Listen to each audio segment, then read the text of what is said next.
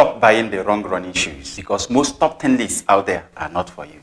They are mostly made by elite athletes for elite runners, sponsored athletes, or people running sub 3-hour marathons. If you are a hobby jogger, most of those advice can actually slow you down, hurt your feet, and waste your money.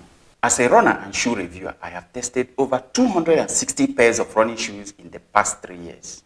Daily trainers, super shoes, Western brands, Chinese brands, overhyped releases, hidden gems. So I have seen them all. The great, the good, and the downright ugly. And I don't get free shoes. I don't have any sponsorship deals.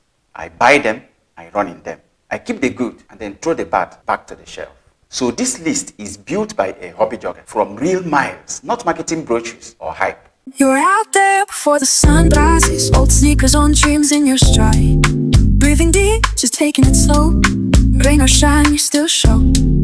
Maybe it ain't fast, maybe it ain't loud, but you're moving forward and that's what counts. For the record, I'm 53 years old and I run an average of 60 to 80 kilometers every week. I am not an elite, and if we are being honest, neither are most of us. We are hobby joggers and we make up over 90% of runners out there. And we deserve shoes built for us, not the shoes of the greatest champion athletes. So in this video, I'll be giving you the top 10 running shoes for hobby joggers in 2026. Some of them may not be the fastest on paper, not the most expensive, not the most hyped, but they are shoes that are comfortable, stable, durable, fun to run in, above all, protective, and actually worth your money. Shoes that will help you enjoy the run and recover fast after. Some big names won't even make the list, and some will surprise you. And at the end of this video, I will give you 2 racing tips, so be sure to watch till the end. Let's get right into it. I'll be counting down from number 10, the Nike Vomero 18. If comfort is your priority and you are not much worried about speed, then this shoe is a very good choice. It makes the list because it is extremely comfortable with very good cushioning and moderately responsive. And very importantly, it doubles as a greatly comfortable all-day wear also. If you want a shoe that can seamlessly transition from the track to a casual all-day shoe, from the gym to work and to every other place, this one fits in very, very easily. But this shoe has 2 major drawbacks. Number 1 is that at 340 grams in my size US 11, the Nike Vomero 18 is definitely a heavy shoe. And because of its weight and the level of response, it is not versatile. This shoe is suited mostly for daily easy miles. Now, if you like them soft but want something more fun, look at number 9, the New Balance 1080 V14. This one is a soft daily trainer that most runners will enjoy. It's got very soft cushion and quite responsive. And it's stable enough to give you a nice run. The overall comfort is very good. Again, it still got its own drawbacks. It is slightly on the heavy side, 316 grams in my size. This one is also more expensive, even more expensive than the Nike Vomero 18.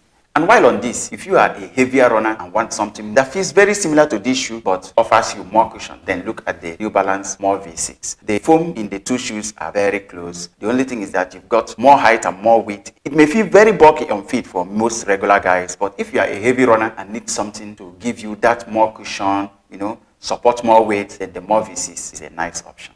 But now let's move into some shoes that will give you a nice support without feeling like a brick. Those who overpronate do need a bit of extra support. That brings me to number 8, the Puma ForeverRun Nitro 2. If you overpronate, this one is for you. While most stability shoes feel heavy and restricting, have an uncomfortable lumpy underfoot feel, and generally not much fun to run in, this one is stable but not intrusive, comfortable and very responsive. And the price is also good. Most people can get these shoes now between $100 to $120 because it's been on discount on so many platforms now. And it's also a very comfortable shoe to wear and walk around. One of my favorite running shoes that also doubles as a nice casual shoe. But this one also has its own drawback. Unlike the Vomero 18 and the 1080 V14, this one is not max cushion. If you are a lover of very thick max cushion shoes offering total comfort, then you may find the cushion in this one a little lacking. And what if you just want total comfort without paying extra premium price? Look at number 7, the Asics Gel Nimbus 25. I have all 3 from the 26 to the 27, but I find the 25 still better than the 26 and 27. It is the one that has the best balance of cushion and response. The 26 is a little firmer, the 27 is soft, heavy, and unresponsive. And another advantage is that now that you have 2 versions after it, you can find this on discount on so many platforms also, so it is cheaper. Now, its drawback is simply that the stability is also not that great. The next shoe on the list is a real value monster. This shoe punches way above its weight class and also transitions very nicely from the track to a casual all-day shoe. At number 6 is the Chiadan Lenghan Max. The brand Chiadan may not be familiar to a lot of people, but mark that brand name because they make a lot of amazing running shoes. The Lenghan Max can be gotten for between $60 to $80 on AliExpress. It is the cheapest shoe on this lineup, but it is definitely not the worst. This shoe has good cushion, decent stability, and is quite responsive. So if you are talking value for money, this one is a value king. But the major drawback to this one is that it is not as premium as most of the shoes on this list. Definitely not as sturdy as shoes like the Vomero 18 and the 1080 V14. But then there's something more fun and even more underrated. And that brings me to my number 5 shoe on this list, the Adidas Adistar 3 and 4. I put the two of them together because these two are essentially the same shoe with very little difference between them. Nobody talks about these two shoes, and that's a mistake. They offer excellent balance of cushion and responsiveness. Their arch support is amazing, they are very comfortable on the feet, and they are also quite light, less than 300 grams in my size US 11. Fantastic running shoes, and they are very affordable. And what's their drawback? They don't look as premium nor as flashy as many of the other shoes on this list. Now we are getting to the shoes that truly impressed me this 2026. At number 4, I have the Li-Ning Red Hare 9 Pro. This is where things start getting really serious. The Red Hare 9 Pro is very lightweight. In my size US 11, it weighs just 262 grams. Compared with the Nike Vomero 18 at 340 grams, 316 grams of the Nimbus 25 and 1080 V14. 295 grams of the Adistar 3 and 4. So you see that these ones are super light. They offer very nice cushion and very good response. But the main highlight of this shoe for me is their stability. This is one of the most stable neutral shoes that you are going to get, comparable to some designated stability shoes like the Puma ForeverRun Nitro 2. And without giving you any lumpy feel on the medial side of your foot, feels very comfortable and offers you very nice pronation control. And it's very versatile. And the shoe is also well priced. On AliExpress, most people can get this shoe between $60 to $90. Again, this one is also not max cushion. And if you like them super soft, this one is not that soft. It is not really firm, but it is not squishy soft. Very comfortable, nice cushion, but not as soft as shoes like the Nimbus 25 or the 1080 V14.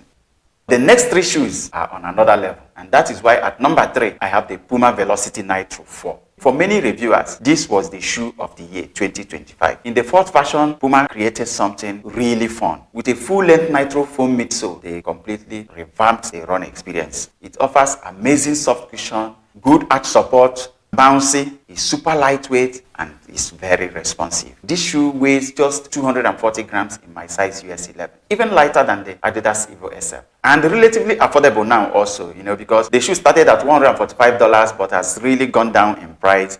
But the shoe has one major drawback. Of all the shoes on this list, this is the least stable. So if you have any hint of a stability issue at all, just stay away from this one. But most neutral runners who don't have any problem with stability are going to have a lot of fun running in the Velocity Nitro 4. Now we are moving into the more elite level stuff. And that's why at number 2, I have the Adidas Evo SL. This is the most versatile lightweight daily trainer Adidas has made in years. It is lightweight, it is responsive, it looks great, and has a nice cushion. But it also has its own drawback. Like the Velocity 4, it is also not very stable. And it is not as soft as the Velocity 4. If you love softness, then the Velocity Nitro 4 will be a better option because this one is a little on the firmer side. It is comfortable, but it is not squishy soft. So if you like them squishy soft, then you may not really enjoy it. Then another drawback for this shoe is that it is one of Adidas' least discounted shoes. This shoe has remained at that same price for a very long time. But number 1 on my list surprised even me. This is the best one shoe do it all in the market right now. And that is the Li-Ning Red Hare 9 Ultra. Li-Ning hit the industry with a winner in this one. And they will enjoy the buzz until other companies respond, which I'm sure they will. The introduction of the Super Boom capsule between the layers of the boom foam was the game changer. Of all the shoes on this list, this one has the highest stack, over 42 millimeters. Yet it is still one of the lightest, 263 grams in my size US 11. Amazing job. Most of the shoes crossing 40 millimeters usually go above 320 grams in my size US 11. They gave us race day level shoe in a daily trainer, and that is what we have been looking for. The shoes are highly cushioned, they are super light, they are very responsive with great build quality. And more importantly, at a price that won't even make you flinch. Just $150 or less for this masterpiece. I got mine for $122. I am certain that if something like this was coming from Nike, Asics, or Adidas, it wouldn't be anything less than $280 to $320. Out of over 260 shoes I've tested, this one stands at the top. But it still has its own drawback, like the Nimbus and the 1080 V14. Stability is also not its strong point. It is not as bad as in shoes like the Velocity 4 or the Evo SL, but you still notice that it dips medially a little as you run. But most runners are still going to have a lot of fun times in those shoes. Even me that needs a little bit of extra support on my left leg has gone a half marathon in this shoe with no strength. It's an amazing shoe to run in. Most neutral runners who don't have any stability issues at all won't even notice. Of course, I've tested 250 shoes. That doesn't mean that I tested all the shoes in this world. There are still a lot of great shoes out there, but these are shoes that are guaranteed to give you some of the best running experience as a hobby jogger.